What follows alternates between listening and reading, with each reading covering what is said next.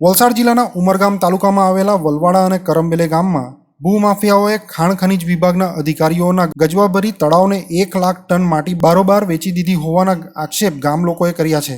ગામ લોકોના આક્ષેપ છે કે તળાવ ઊંડું કરી 10,000 ટન માટી કાઢવાની મંજૂરી મેળવ્યા બાદ ભૂમાફિયાઓએ 1,00,000 ટન માટી કાઢી તેને આસપાસના બિલ્ડરોને અને અન્યને વેચી દીધી છે. આ અંગે ખાણ ખનીજમાં પણ રજૂઆત કરાઈ છે, પરંતુ અધિકારીઓએ જ આ પ્રકરણમાં લાખો રૂપિયા લઈ સમગ્ર કૌભાંડ પર પડદો પાડી દીધો છે. ઉમરગામ તાલુકાના વલવાડા ગામે 2 ખૂબ જ સુંદર તળાવ આવ્યા છે. આ તળાવનું ડેવલપમેન્ટ કરી તેમાં વધુ પાણીનો સંગ્રહ થાય એ આશયે જે તે એજન્સીને તળાવ ઊંડું કરવાની મંજૂરી આપી હતી. જો કે આ 2 તળાવ પૈકી કરમબેલે તળાવ જે એજન્સીએ ઊંડું કરવા લીધું હતું તે એજન્સીના ઠેકેદારો નામચીન ભૂમાફિયા હોય 10,000 ટન માટી કાઢવાની મંજૂરી મેળવી અંદાજિત 1,00,000 ટન ગેરકાયદેસર માટી કાઢી તેને બારોબાર બિલ્ડરોને વેચી દીધી છે. કરોડોની માટી કાઢી બારોબાર વેચી દેવા મામલે ગામ લોકોએ ખાણ ખનીજ વિભાગને રજૂઆત કરી હતી. જોકે માથાભારે ભૂમાફિયાઓએ એક સુંદર તળાવને ખાણ બનાવી દીધી હોવા છતાં તેમની સામે કોઈ કાર્યવાહી કરવામાં આવી નથી. ગામ લોકોનો આક્ષેપ છે કે ભૂમાફિયાઓએ અધિકારીઓને લાખો રૂપિયા આપી મામલો રફેદફે કરી નાખ્યો છે. ગામ લોકોએ આક્ષેપ કર્યો છે કે આ તળાવને વધુ પડતું ઊંડું કરી દેવાથી આસપાસના ભૂગર્ભ જળ જે ગામના અને વાડીઓના કૂવા બોરમાં આવતા હતા તે હવે ફંટાઈને તળાવમાં આવી રહ્યું છે, જેથી તળાવ પાણીથી ભરાઈ રહ્યું છે. પરંતુ ગામના ખેડૂતોની વાડીઓના કૂવા અને બોર સુકાઈ રહ્યા છે. એ ઉપરાંત તળાવ નજીક જ અન્ય ખેડૂતોની વાડી છે, જેની માટી ધસી પડવાની દહેશત ઊભી થઈ છે. ઉલ્લેખનીય છે કે આ કૌભાંડ અંગે ગામ લોકોએ જણાવ્યું હતું કે તળાવની લાખો ટન માટી ગેરકાયદેસર રીતે કાઢી કરોડોની કમાણી કરી રહેલા આ ભૂમાફિયાઓ અનેક ગુનાઓમાં સંડોવણી ધરાવે છે. એટલે ગામ લોકો તેમનાથી ડરી રહ્યા હોય વિરોધ કરી શકવાની ક્ષમતામાં નથી. એ ઉપરાંત આ વિસ્તારમાં અન્ય એક માથાભારે બિલ્ડરે યેનકેન પ્રકારે વહીવટદાર અને ગામના અન્ય લોકો સાથે મળી 12 ફૂટના રસ્તાને 40 ફૂટનો રસ્તો બનાવવા તળાવમાં પુરાણ કર્યું છે અને ઝાડ કાપી નાખ્યા છે, જેને લઈને પણ કલેક્ટર, મામલતદાર, ટીડીઓને રજૂઆત કરાઈ છે. પરંતુ બિલ્ડર અને ભૂમાફિયાઓએ પૈસાની વગ વાપરી ગામ લોકોની રજૂઆતને દબાવી દીધી હોવાના આક્ષેપ કર્યા છે. ત્યારે હવે જોવું રહ્યું કે આ પ્રકરણમાં ખાણ ખનીજ વિભાગ, કલેક્ટર અને અન્ય વિભાગના અધિકારીઓ કેવી કાર્યવાહી કરશે. પરમિશન એ લોકોને 10,000 ટનની મળી છે, પણ તો પણ એ લોકો 1,00,000થી વધારે ટન માટી ખોદાઈ રહી છે. એમના પ્રત્યે અમે વિરોધમાં છે. શું નુકસાન થયું? એમનાથી અમારું ભૂગર્ભ જળ છે, જે આપણું તળાવનું ભૂગર્ભ જળ છે તે ડાઉન થાય છે. અમારા પર્સનલ આપણા બોરના ભૂગર્ભ જળ ઓછા થાય છે. ગામમાં પાણી અછત પડે છે. માટી ચોરીનો ક્યાં ઉપયોગ કરે? એ લોકો પોતાના પર્સનલ યુઝસ માટે, મતલબ માટી એ લોકો વેચી રહ્યા છે, બિલ્ડરોને વેચી રહ્યા છે. એ માટી એ લોકોનો દુરુપયોગ કરી રહ્યા છે, સ્ટોક કરી રહ્યા છે. એ પછાડી પણ સ્ટોક એ લોકો ઘણો કર્યો છે.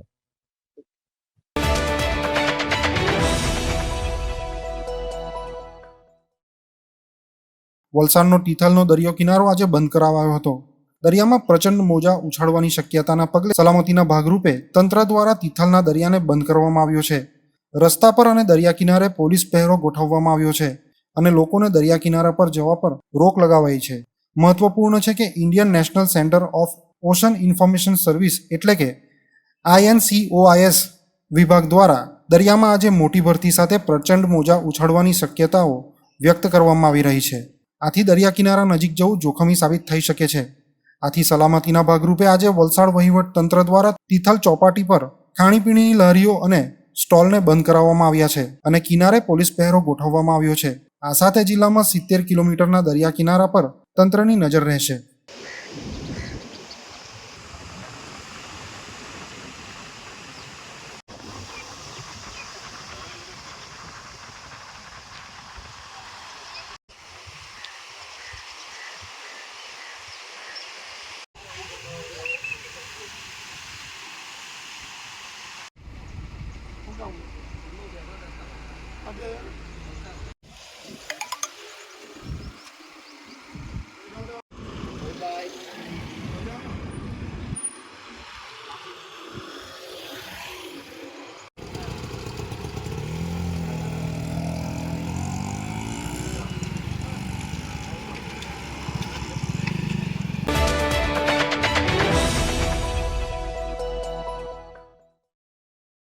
दादरानगर हवेली में मेरे चुनाव लड़ने को लेकर जो एक कन्फ्यूजन हुआ है या फिर जो असमंजस में चल रहा है उस चीज़ को खुलासा भी करने वाला हूँ थोड़ा सा बहुत। जैसे कि चुनाव प्रक्रिया शुरू हुई उससे पहले ही एक यहाँ पर ये हुआ कि मैंने कहा था कि चुनाव इस बार 2024 लोकसभा चुनाव है उसमें मैं नहीं लड़ूंगा, ऐसे करके मैंने बात की थी। तो ये आपके चैनल के माध्यम से ये जो बातें हमारे जो समर्थक है, जो कांग्रेस पार्टी के जो कुछ लोग साथी हैं, जो मेरे चाहक है या प्रदेश की जो जनता है, वहाँ तक ये बातें पहुँचाना चाहता हूँ आपके चैनल के माध्यम से। तो उस समय जो मैंने कहा था कि ये जो दादरा नगर हवेली की जो सीट थी हमारी, इंडिया गठबंधन को लेकर सीट थी, ऐसा सुनने में हमें आया था। और ये यहाँ पर हमारे, जैसे आप सबको पता है कि यहाँ पर शिवसेना से हमारे सांसद थे कलाबेन डेलकर जी। फिर जैसे ही मैंने इस बात को कहा कि भाई मैं इस बार चुनाव नहीं लड़ूंगा, क्योंकि मुझे इसकी जानकारी सूत्रों से मिली थी, तो उस बेस के ऊपर मैंने कह दिया था कि भाई जब इंडिया गठबंधन की सीट है तो मेरा लड़ने की बात ही नहीं आती थी। तो उस बेस के ऊपर मैंने मेरा स्टेटमेंट रखा था कि चुनाव में नहीं लड़ूंगा। उसके बाद कुछ दिनों के बाद ही जो वर्तमान सांसद कलाबेन डेलकर ने बीजेपी ज्वाइन की और उनका नाम प्रत्यक्ष तौर पर घोषित किया गया। फिर नया समीकरण बना, और जैसे ये नया समीकरण बना वैसे ही मैंने फिर यहाँ पर जो मेरे समर्थक और बहुत से दादरा नगर हवेली में जो मुझे चाहने वाले अलग अलग पार्टी विचारधारा से जुड़े लोग भी कह रहे हैं कि भाई प्रभु अभी तो कलाबेन बीजेपी में है तो अभी तो आपको चुनाव लड़ना ही पड़ेगा, कांग्रेस आपको ही चुनाव लड़ना पड़ेगा। ये बहुत सारे 8-10-15 दिन तक चला। फिर मैंने सभी कार्यकर्ताओं की भावनाओं को ध्यान में रखते हुए मैंने दोबारा स्टैंड लिया कि चलो भाई मैं दोबारा ये जो प्रदेश में जो परिस्थितियाँ खड़ी हुई है वो परिस्थितियों को देखते हुए मैं दोबारा चुनाव लड़ने की मैंने बात की। और जो भी चुनाव लड़ने की बात की मैंने वो सारी चीज़ें मैंने हमारे ऑल इंडिया कांग्रेस कमेटी के जो AICC हमारे जो प्रभारी है और जो भी आला कमान है हमारे, वहाँ तक मैंने मेरी बात पहुँचाई। और जहाँ भी जो भी चीज़ें देनी होती है, सबमिट करनी होती है, मैंने बात की कि मैं चुनाव लड़ना चाहता हूँ और मुझे 2024 का प्रत्याशी बनाया जाए। ये चला 8-10 दिन का प्रोसेस चला। उसके बाद जो स्क्रीनिंग कमेटी और जो हमारी ऑल इंडिया कांग्रेस कमेटी जो प्रोसेस होती है वो प्रोसेस में सारी चीज़ें चली गई। और जैसे आप सब जानते हो कि हमारे जो वर्तमान में जो दादरा नगर हवेली कांग्रेस कमेटी की ओर से और ऑल इंडिया कांग्रेस कमेटी द्वारा अजित माहला जी को टिकट दी गई है, तो उसका मैं स्वागत करता हूं। ऑल इंडिया कांग्रेस कमेटी ने जो प्रत्याशी बनाया है उसका मैं स्वागत करता हूं। साथ ही जो मुझे टिकट नहीं मिली, ठीक है, वो आला कमान का डिसीजन है। और आप सभी जानते हैं कि दादरा नगर हवेली में कांग्रेस कमेटी में कांग्रेस पार्टी को लेकर मेरी क्या एक्टिविटी है, मैं क्या करता हूं, क्या शासन प्रशासन के अगेंस्ट जो भी यहाँ पर जो भी चीज़ें होती है वो हर चीज़ें में यहाँ पर 2019 के बाद में मैंने तो कोशिश यही की थी कि 2024 में पूरी ताकत से चुनाव लड़ेंगे, लेकिन किन्हीं कारणों की वजह से मुझे टिकट नहीं मिला है। लेकिन ठीक है, साथ ही मुझे यहाँ पर आप देख रहे हैं कि वलसाड़ लोकसभा विस्तार में मुझे कांग्रेस पार्टी ने सह प्रभारी बनाया हुआ है। वहाँ पर मैं वर्तमान में कार्यरत हूँ और वहाँ पर मैं अभी जो मुझे प्रभारी की जिम्मेदारी मिली है, तो वलसाड़ डिस्ट्रिक्ट में लोकसभा क्षेत्र में जहाँ करीब 7 विधानसभाएं हैं, वहाँ प्रत्येक जगह पर जाकर मेरा कैंपेनिंग या जो भी मेरा जो काम है वो मैं काम कर रहा हूँ। साथ ही आपके चैनलों के माध्यम से ये भी मैं बात कुछ करना चाहता हूँ कि कई बार ऐसा हुआ है कि प्रभु टुकिया को लेकर कि कांग्रेस पार्टी में प्रभु टुकिया का क्या पद है ऑफिशियल तौर पर, तो आपको मैं स्पष्ट कर दूँ। जैसे 2019 लोकसभा में मुझे कोऑर्डिनेशन कमेटी का मेंबर बनाया गया था। उसके बाद 2020 में यहाँ पर मुझे कन्वीनर कैंपेनिंग कमेटी ऑफिशियली मैं यहाँ पर कन्वीनर हूँ। उसी हम लोग 4 लोगों की नियुक्ति हुई थी उस समय पर 2020 में, जिसमें कार्यकारी अध्यक्ष महेश शर्मा जी, कोऑर्डिनेशन कमेटी के में थे ये केशुभाई पटेल, फिर कन्वीनर कैंपेनिंग कमेटी मैं खुद और कोऑर्डिनेशन कमेटी मेंबर के तौर पर विक्रम भाई परमार जी। ये 4 लोगों की हमारी कमेटी बनी है। तो मैं ऑफिशियली कन्वीनर कैंपेनिंग कमेटी में यहाँ पर दादरा नगर हवेली में कमेटी में हूँ। उसकी मैं आपको कॉपी भी दे दूँगा। साथ ही एक आपके माध्यम से कई ये भी है कि प्रभु अभी कुछ कन्फ्यूजन चल रहा है कि भाई प्रभु क्या चुनाव लड़ेगा कि नहीं लड़ेगा, ये तो मैं आपको स्पष्ट कर दूँ क्योंकि कांग्रेस पार्टी का एज अ लीडर हूँ, कांग्रेस पार्टी का एक जिम्मेदार पद पर हूँ। तो जब हमारी पार्टी ने किसी दूसरे व्यक्ति को टिकट ऑलरेडी दी है तो मेरा लड़ना नहीं लड़ने की बात ही नहीं आती है। मेरा स्पष्ट है इसमें कि कांग्रेस पार्टी की जिस प्रत्याशी को प्रत्याशी बनाया गया है हमारे, उसको मैं समर्थन है मेरा। और जहाँ कहीं भी एज अ प्रचार करने की बात आती है तो जैसा भी हमारे प्रभारी या ऑल इंडिया कांग्रेस कमेटी से मुझे जैसा भी आदेश आएगा वो काम मैं करूँगा। साथ ही मैं ये भी कहना चाहूँगा आपके चैनल के माध्यम से कि प्रदेश में 4 साल 10 महीना सतत मैं एक्टिव रहा हूँ। शासन प्रशासन के हर प्रदेश के मुद्दों को लेकर मैंने शासन प्रशासन से रजूआत करने से लेकर लड़ाई की हुई है। मैं इस बार चुनाव नहीं लड़ रहा हूँ, इसका मतलब ये नहीं कि मैं राजनीति से बाहर हो गया हूँ। कांग्रेस पार्टी ने केवल एक ही टिकट आती है तो एक व्यक्ति टिकट ऑलरेडी दी है, तो मैं पार्टी के जिम्मेदार व्यक्ति हूँ। तो 2024 चुनाव के बाद भी जो मेरे चाहने वाले लोग हैं, जो मेरे प्रशंसक हैं, जो मेरे फॉलोअर्स जो साथी है, तो जैसे चुनाव खत्म होता है वैसे ही मैं मेरी जिम्मेदारी प्रदेश में ले, क्योंकि चुनाव के बाद जो समस्याएं प्रदेश में आने वाली है, जो चुनौती आने वाली है, वो बहुत बुरी तरह से यहाँ पर माहौल होने वाला है। उसके बाद भी ये जो चुनाव में जो साथी लड़ रहे हैं, तैयारी कर रहे हैं, जैसे मैंने कल देखा, कल भाजपा की यहाँ पर मैंने नामांकन का रैली का कार्यक्रम देखा, तो फिर ताम झाम के साथ पूरा एक माहौल बनाकर नामांकन करने गए। बहुत अच्छी बात है, हर पार्टी के उनका होना चाहे। लेकिन जब ये लोग जब चुनाव में नामांकन करने के लिए ताम झाम से जाते हैं, नामांकन का रैली का कार्यक्रम देखा, तो फिर ताम झाम के साथ पूरा एक माहौल बनाकर नामांकन करने गए। बहुत अच्छी बात है, हर पार्टी के उनका होना चाहे। लेकिन जब ये लोग जब चुनाव में नामांकन करने के लिए ताम झाम से जा रहे हैं, पूरी ताकत लगाकर, पूरे उनके समर्थक, उनके लोग, उनके कार्यकर्ता सब पूरे एक्साइटमेंट के साथ, पूरे झुंड के साथ निकल आते हैं। लेकिन जब प्रदेश की समस्या, जब प्रदेश की जनता पर तकलीफ आती है, जब उनको समस्या आती है, तब चुनाव जीतने के बाद ये कार्यकर्ता, ये बड़े जो ताम झाम और जो पूरे जितने बहुत सारे पूरे गांव में, भाजपा में जितने भी गांव में लीडर थी, वो सब कल की डेटमेंट दिखे। लेकिन चुनाव खत्म होते ही ये सब अपने अपने घर में छुप जाते हैं। जब प्रदेश की जनता के हक अधिकार की बात आती है, ये जब अधिकारियों की तानाशाही, मनमानी भरे जो जनता के ऊपर थोपे जाते हैं कायदे कानून, तब ये लोग कोई नहीं दिखते हैं। तो मेरा निवेदन है, मेरा अपील है आपके चैनलों के माध्यम से कि जब जनता के हक अधिकार की लड़ाई की बात आती है, प्रदेश के हित की बात आती है, तब भी इस तरह से जोश जुनून में पूरे ताम झाम के साथ निकले और प्रदेश की जनता के हक अधिकारी को सुरक्षा करे। प्रदेश को जो कुछ तानाशाह लेवल के जो अधिकारी हैं, उनके जो काले कानून जो जनता के ऊपर थोपे जाते हैं, ऐसे कानूनों से सुरक्षा की जाए, बचाया जाए। ये आपके चैनल के माध्यम से मैं कहना चाहता हूँ।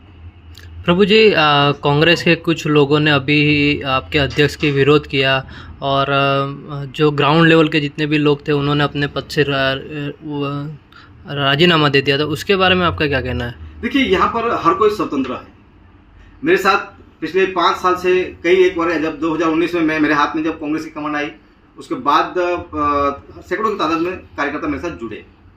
तो मुझे उनका जो रिपोर्ट मिला कि भाई जो हमारे कार्यकारी अध्यक्ष है महेश शर्मा जी ने, जो पुराने जो जितने भी कार्यकर्ता है, जो लोग हैं, उनको किसी भी प्रकार से कॉन्फिडेंस में नहीं लिया है, उनको विश्वास में नहीं लिया है और उनसे किसी भी प्रकार से उनके साथ में कोई वार्तालाप नहीं हुई है, तो उनको अंधेरे में रखकर टिकट दी गई है, ऐसा वो लोगों ने आरोप लगाया है। तो ये बात उससे कार्यकारी अध्यक्ष जो हमारे महेश शर्मा जी है, उनसे बात करेंगे इस संदर्भ में कि भाई वो जो ऑलरेडी पहले से जो कांग्रेसी लोग थे, वो ऑलरेडी जो 2020 में जिला पंचायत, नगर परिषद और ग्राम पंचायत चुनाव में कई साथी ऐसे जो 17-18 पंचायत में लड़ चुके हैं, ऐसे साथी भी थे। तो ये शायद मेरे ख्याल से एक कम्युनिकेशन गैप है, शायद हमारे अध्यक्ष जी और जो पुराने कार्यकर्ता के बीच में जो तालमेल नहीं होने के, ऐसा कुछ हुआ, ऐसा लग रहा है मुझे। प्रभु जी, आप प्रदेश की समस्याओं को लेकर जितना गंभीर रहते हैं, उतना अपनी पार्टी को लेकर आप गंभीर नहीं हो पा रहे हैं। आप लोग में सामंजस्य नहीं बन पा रहा है, प्रदेश प्रभारी से आपकी मुलाकात नहीं हो पा रही है। कांग्रेस के समर्थक जो हैं, कांग्रेसी समर्थक वो भ्रमित हैं, तो उनको क्या मैसेज, किस तरह से आपको जो है विश्वास में लेने का प्रयास करोगे? नहीं, देखिए, यहाँ पर अभी मैं आपको ये बता दूं कि जिस हिसाब से कांग्रेस पार्टी को लेकर यहाँ की तमाम परिस्थिति मैंने हमारे जो AICC प्रभारी है मानिकराव ठाकरे जी, सारी समस्या है अब तक जो भी मेरे सामने आई है, मीडिया के सामने है, वो सारी चीज़ें हमने अवगत की है। एक दूसरी बात, अभी यहाँ पर जो जितने भी जो अनबनाव या जो भी जो घटनाएं हो रही है कांग्रेस पार्टी को लेकर, वो अभी ऑलरेडी हमारे कार्यकारी अध्यक्ष महेश शर्मा जी, वो उनका कार्य है, उनका काम है कि नए हो पुराने हो सभी कार्यकर्ताओं को एक साथ में लेकर चले और पार्टी को जो जिन प्रत्याशी को बनाया गया है, अजित महाराज जी को, उनके समर्थन में एकजुट होकर कार्यकर्ताओं को एक मंच पर लाए और एक साथ में काम करे, तो उनकी जिम्मेदारी बनती है। लेकिन किन्हीं कारणों से अभी तक वो शायद वो कम्युनिकेशन नहीं कर पाए हैं। एक तो ये बात है, ये बहुत बड़ा कारण माना तो जाएगा। दूसरी बात, ये बड़ी बात है। दूसरी बात ये कि मुझे अभी ऑफिशियली अभी तक कार्यकारी अध्यक्ष या हमारे जो प्रत्याशी बनाए गए हैं अजीत माला जी, अभी तक वो लोगों ने मुझे संपर्क नहीं किया है, इसलिए मैं इसके ऊपर अभी कोई बात नहीं कर सकता हूँ। तो आप ये कहना चाह रहे हैं कि बस 2 दिन नामांकन का दिन शेष रह गया है, तो आपको ये भी नहीं पता होगा कि कांग्रेस प्रत्याशी का नामांकन कब है? मैं सुबह 9 बजे से लेकर रात को 10 बजे तक वलसाड़ लोकसभा सीट पर एज अ प्रभारी तौर पर मेरी जो जिम्मेदारी दी गई है उस काम में फिलहाल तो मैं व्यस्त हूँ। अभी तक दादरा नगर हवेली को एज अ मैं कन्वीनर कैंपेनिंग कमेटी हूँ, बावजूद मुझे अभी तक हमारे कार्यकारी अध्यक्ष और ऑफिशियली जो हमारे प्रत्याशी हैं अजीत माला जी ने किसी भी प्रकार से कोई संपर्क नहीं किया है, तो मैं बोल ही नहीं सकता ना। तो प्रदेश के लिए क्या जिम्मेदारी रहती है? आप प्रदेश के लिए कोई, आप यहाँ के हैं दादरा नगर के लिए, तो आपका जिम्मेदारी प्रदेश के लिए कुछ भी नहीं है?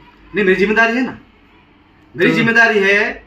तो यहाँ पर अभी जिसको कांग्रेस पार्टी की जिम्मेदारी देगी है, मैं कन्वीनर कैंपेनिंग कमेटी हूँ। अब मैं ये इसलिए जवाबदारी के साथ बोल रहा हूँ मैं कि कांग्रेस पार्टी को लेकर यहाँ मैं फेस हूँ, लेकिन कांग्रेस पार्टी की जो अभी ऑफिशियली एक जिम्मेदारी बनती है, जिनको टिकट दी जाती है या कार्यकारी अध्यक्ष है हमारी, और ये जो हमारी जो अभी 3-4 लोगों हमारी कमेटी है लोगों की है जो एआईसीसी द्वारा नियुक्त की गई है, तो ऑफिशियली अभी शायद 2 मेरे ख्याल से उनके प्रेस कॉन्फ्रेंस हुए हैं, तो 2 प्रेस कॉन्फ्रेंस की जानकारी मुझे नहीं है। मतलब डायरेक्ट इनडायरेक्ट में आपको तो मुझे अभी तक कार्यकारी अध्यक्ष ने इन्वॉल्व नहीं किया है, चुनावी किसी भी जो प्रक्रिया चल रही है उसमें मुझे अभी तक किसी भी प्रकार से इन्वॉल्व नहीं किया गया है। अगर सुना जाए, देखा जाए तो पूरे देश में जहाँ कांग्रेस का लहर जैसे चलने के लिए प्रचार चल रहा है, तो ऐसा नहीं लग रहा है प्रदेश में लड़ने से पहले ही कांग्रेस ने हार मान ली? क्या कारण रहेंगे आपका, आप कहना चाहेंगे तो? नहीं, इसमें भी मैं ऑल इंडिया लेवल की बात नहीं कर सकता, क्योंकि मुझे उसकी मैं है ही नहीं वहाँ पर उस लेवल पर। लेकिन दादरा नगर हवेली में यहाँ पर बात की, हमारे जो भी टीम है आपके माध्यम से वहाँ पर बात पहुँचे, जो कार्यकारी अध्यक्ष है वो अपनी जिम्मेदारी निभाए, पुराने नए जो भी हमारे कांग्रेसी कार्यकर्ता है, कांग्रेस वर्कर्स है, वहाँ एक मंच पर लाए और जो भी प्रत्याशी बनाया गया है उनके लिए काम करे। और अच्छा माहौल है जिस हिसाब से अभी जो कांग्रेस के लिए एक अच्छा मौका है हमारे लिए कि जो ऑलरेडी जो पूरे 4-5 साल भाजपा के अगेंस्ट में शिवसेना की सांसद रही चुकी कला बेंडेलकर जी ने बीजेपी के अगेंस्ट मूवमेंट चलाई, बीजेपी के अगेंस्ट के साथ साथ में एडमिनिस्ट्रेशन का जो एंटी माहौल है, साथ में बीजेपी का जो एंटी माहौल है, ये 2-3 प्रकार से कांग्रेस को फायदा मिल सकता है। देखिए उसके लिए हमें कांग्रेस पार्टी का कहीं न कहीं direct all India Congress committee के जो हमारे प्रभारी है मानिकराव ठाकरे जी खुद इसकी संज्ञान लेकर इस चीज को मैनेज करे तो काफी अच्छा हम परिणाम यहाँ पर ला सकते हैं। आप पिछला चुनाव आपने उनकी नेतृत्व में लड़ा था और इस बार देखा जा रहा है कि कोई कमेटी नहीं है, कोई मतलब एक स्ट्रक्चर होता है, बेसिक स्ट्रक्चर, वो भी नजर नहीं आ रहा है कांग्रेस पार्टी में, कि इतनी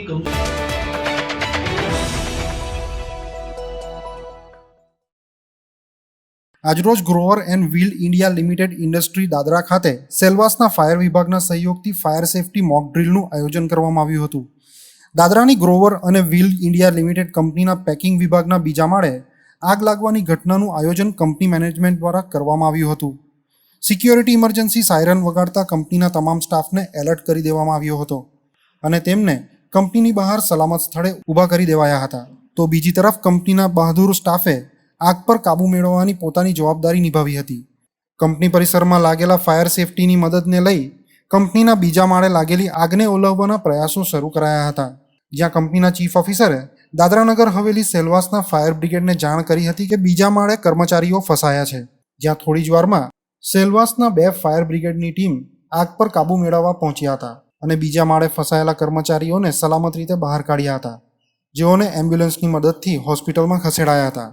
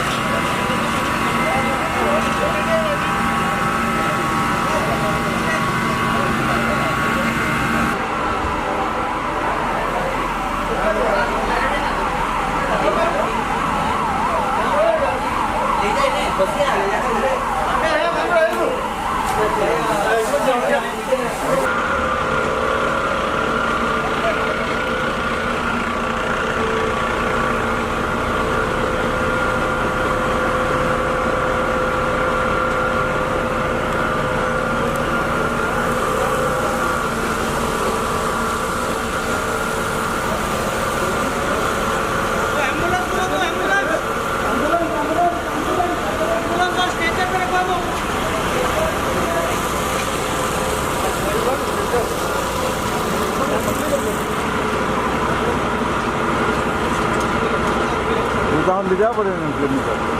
हाँ आने ले जा पड़े स्ट्रेचर का स्ट्रेचर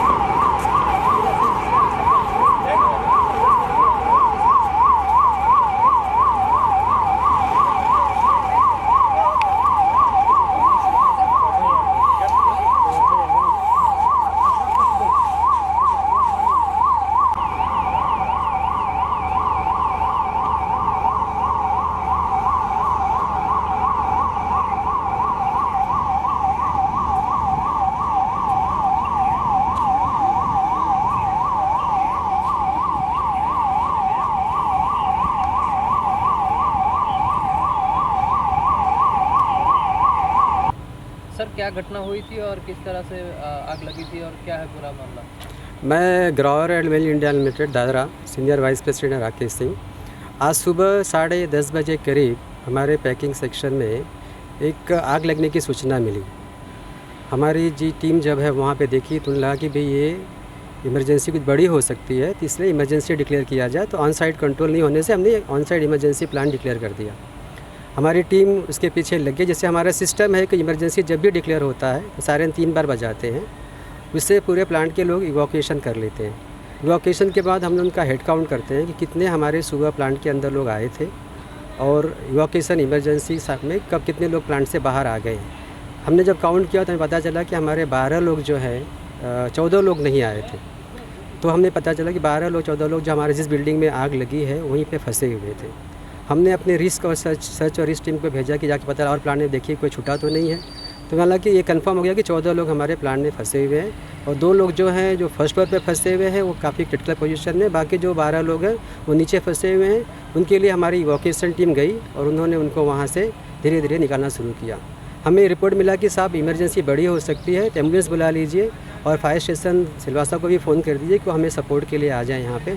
हमने 10:35 पे हमने फ़ोन किया फायर स्टेशन पे और वो हमें 10 मिनट में यहाँ पे आ गए। एम्बुलेंस हमारी 5 मिनट में आ गई थी।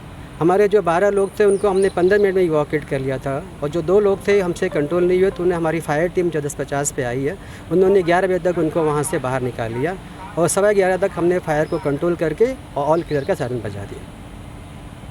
ओवरऑल कैसा पूरा, किसी को कुछ ज़्यादा बड़ी इंजरी? नहीं, कोई बड़ी इंजरी नहीं हुई। थोड़ी सी स्मोक थी तो उससे थोड़ा सफोकेशन की प्रॉब्लम थी। 1-2 को थोड़ा सा, क्योंकि जल्दी थोड़ा सा कहते हैं ना इमरजेंसी होती है तो लोग थोड़ा गलत रास्ता अपना लेते हैं, तो उसमें थोड़ा गिर गए थे कुछ, उनको तो चोट आई हुई है। तो फर्स्ट एड ट्रीटमेंट से उनको ऑल क्लियर कर दिया गया। दादरा नगर हवेली दमन दीव सिलवासा की जो फायर फाइटिंग टीम है, जो उनका हमें सहयोग मिला, जिस तरह से उन्होंने इतने कम समय में हमारे साइड पे 2 फायर टेंडर भेज दिए और जितनी उन्होंने उत्सुकता से हमारे फायर को कंट्रोल किया और हमारी मॉडल को सफल बनाया, हम उनके लिए कृतज्ञ हैं और हम आशा करते हैं कि यही सेवाएं हमें निरंतर उनसे प्राप्त होती रहें, जब कोई दुर्घटना होगी ना होगी तो भी। और हम उन्हें सहयोग के लिए हमेशा तत्पर हैं और भी हम उन्हें सबको धन्यवाद कहते हैं और हमारे लिए जब भी कोई सेवा होगी हमें अगर वो सूचित करेंगे तो हम उनके सहयोग के लिए हमेशा सदा तैयार हैं। फायर की घटना हुई थी, कहाँ पे हुई थी और किस तरह से फायर थी? आज Gauran well India limited Dadra में फायर मॉक ड्रिल का आयोजन किया गया था।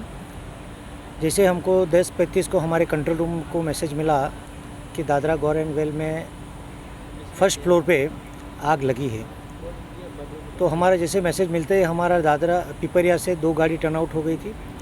करीबन 10 मिनट के अंदर हम कंपनी के यहाँ आ चुके थे। हमारे स्टाफ आके देखा तो पूरा पहली मंजिल पे जो आग लगी थी वो आग को काबू करने के लिए हमारे स्टाफ ने पूरा काम चालू कर दिया था, फायर फाइटिंग काम का चालू कर दिया था। और उसमें जो 12 लोग फंसे थे वो 12 लोग को हमारे रेस्क्यू टीम ने रेस्क्यू करके उसको एम्बुलेंस के जरिए हॉस्पिटल भी भेजाया। सारे कंपनी के वर्कर्स इतने उत्साहित थे कि उसने भी पूरा पार्टिसिपेट में भाग लिया, जैसे कि fire alarm team, fire fighting team, evacuation team, transport management team, site safety team, media team, बहुत सारे टीम ने, जो वर्कर ने भाग लिया और हमारे जवानों ने भी उसके साथ काम करके जो इवैक्यूएट किया है, उससे हमारा मकसद यही था कि कंपनी में अगर कोई हादसा हो जाते हैं तो हम लोग कैसे उसको इवैक्यूएट कर पाए। जो आग की घटना में किसी वर्कर को हम अपने प्लांट से अपने असेंबली पॉइंट तक कैसे लेके आएंगे और आग की रोकथाम को हमको कैसे सावचेती रखना चाहिए, उसके बारे में हमने जानकारी प्रदान की है।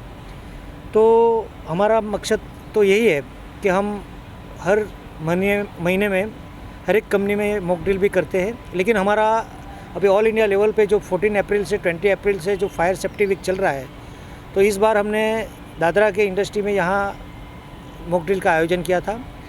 मैं यहाँ के कंपनी के जी राकेश जी और उसके सारे टीम को भी मैं धन्यवाद देता हूँ कि उन लोगों ने हमको यहाँ कोऑपरेट किया, और मैं आशा करता हूँ कि ऐसी मॉक ड्रिल हर 3 महीने में अपने इंडस्ट्री में होनी चाहिए। इसकी टीम ने तो बताया कि हम लोग हर 3 महीने में तो करते ही है, लेकिन हमारे फायर के साथ मिलके जो ये इवैक्यूएट करते हैं, तो इसमें भी सारे वर्कर को भी बहुत अवेयरनेस मिलेगा और आने वाले फ्यूचर में भी हम आग को रोक पाएंगे।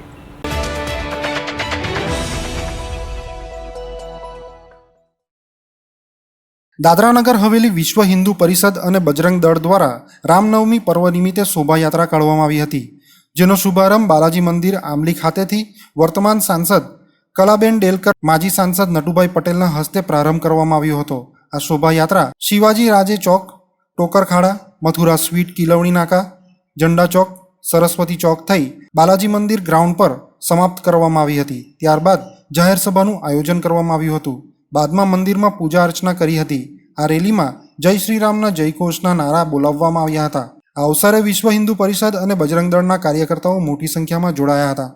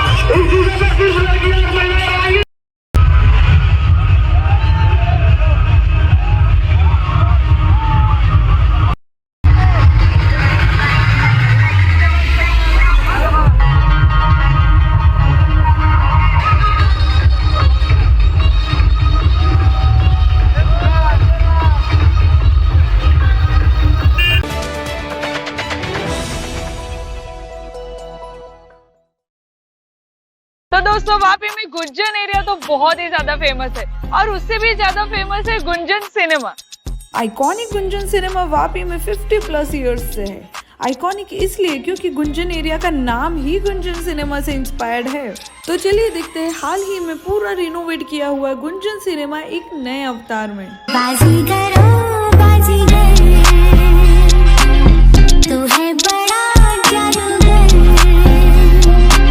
तो गाइस, गुंजन सिनेमा का इंटीरियर तो नया हो चुका है, पर टिकट के प्राइस अभी भी वही पुराने हैं, और बुक माई शो से बुक करेंगे तो एडिशनल 50 रुपीज ऑफ भी मिलेगा। यहाँ का इंटीरियर न्यू एंड क्लासी है with good and hygienic snacks options, और ये बजट फ्रेंडली भी है। तो दोस्तों के साथ मूवी आउटिंग तो सॉर्टेड है। गुंजन सिनेमा में टोटल 2 स्क्रीन है, one with large capacity and another with comfortable sofa seats, and now showing 3D as well. बाजीगर मैं बाजीगर, दिल वालों का मैं दिलबर। So a comfortable and fun experience awaits. Visit soon Gunjan cinema Vapi. और हाँ, बुक माई शो वाला कूपन कोड जरूर अप्लाई कर लेना, डिस्काउंट दे रहे हैं भाई।